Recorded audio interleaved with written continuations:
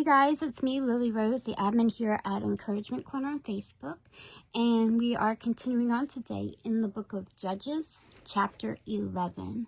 It says, Now Japheth of Gilead was a great warrior. He was the son of Gilead, but his mother was a prostitute.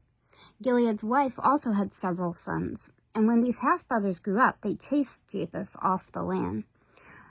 You will not get any of our father's inheritance, they said, for you are the son of a prostitute. So Japheth fled from his brothers and lived in the land of Tob. Soon he had a band of worthless rebels following him. At about this time, the Ammonites began their war against Israel. When the Ammonites attacked the elders of Gilead, sent for Japheth in the land of Tob, the elders said, Come and be our commander. Help us fight the Ammonites. But Japheth said to them, Aren't you the ones who hated me and drove me from my father's house? Why do you come to me now when you are in trouble? Because we need you, the elders replied. If you lead us into battle against the Ammonites, we will make you ruler over all the people of Gilead. Japheth said to the elders, let me get this straight. If I come with you, and if the Lord gives me victory over the Ammonites, will you really make me ruler over all the people? The Lord is our witness, the elders replied. We promise to do whatever you say. So Japheth went with the elders of Gilead, and the people made him their ruler and commander of the army at Mizpah. In the presence of the Lord, Japheth repeated what he had said to the elders. The king of Ammon answered Japheth's messengers. When the Israelites came out of Egypt, they stole my land from the Arnon River to the Jabbok River, and all the way to the Jordan. Now then, give back the land peacefully. Japheth sent this message back to the Ammonite king. This is what Japheth says. Israel did not steal any land from Moab or Ammon. When the people of Israel arrived at Kadesh on their journey from Egypt after crossing the Red Sea, they sent messengers to the king of Edom asking permission to pass through this land. But their request was denied. Then they asked the king of Moab for similar permission, but he wouldn't let them pass through either. So the people of Israel stayed in Kadesh. Finally, they went around Edom and Moab through the wilderness. They traveled along Moab's eastern border and camped on the other side of the Arnon River. But they never once crossed the Arnon River into Moab, for the Arnon was the border of Moab. Then Israel sent messengers to King Sihon of the Amorites, who ruled from Heshbon, asking for permission to cross through his land to get to their destination. But King Sihon didn't trust Israel to pass through his land. Instead, he mobilized his army at Jahaz and attacked them. But the Lord, the God of Israel, gave his people victory over King Sihon.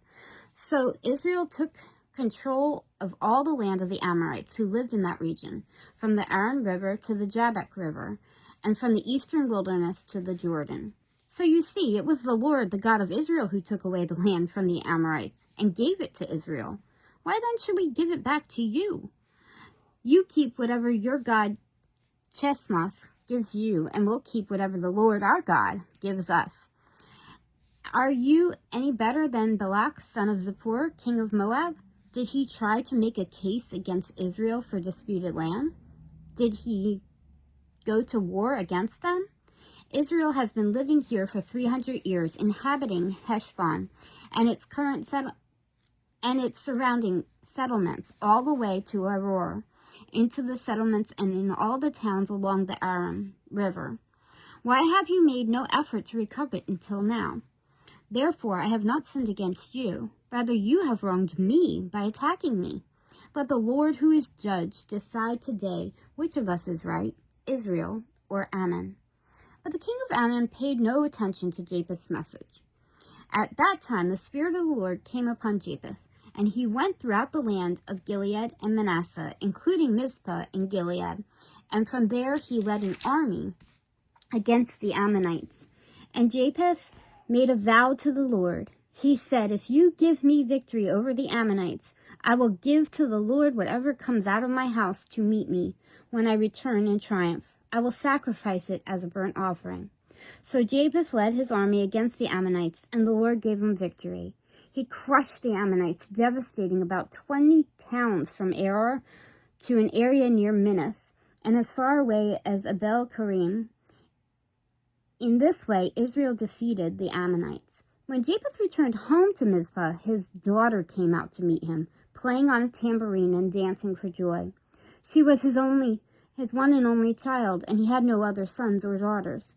When he saw her, he tore his clothes in anguish. "Oh, my daughter," he cried out, "you have completely destroyed me. You've brought disaster on me, for I have made a vow to the Lord, and I cannot take it back." And she said, "Father, if you have made a vow to the Lord, you must do to me what you have vowed. For the Lord has given you great victory over your enemies, the Ammonites. But first let me do this one thing. Let me go up and roam in the hills and weep with my friends for 2 months, because I will die a virgin." "You may go," Japheth said, and he sent her away for 2 months.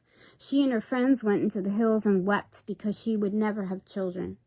When she returned home, her father kept the vow he had made, and she died a virgin. So it has become a custom in Israel for young Israelite women to go away for 4 days each year to lament the fate of Japheth's daughter.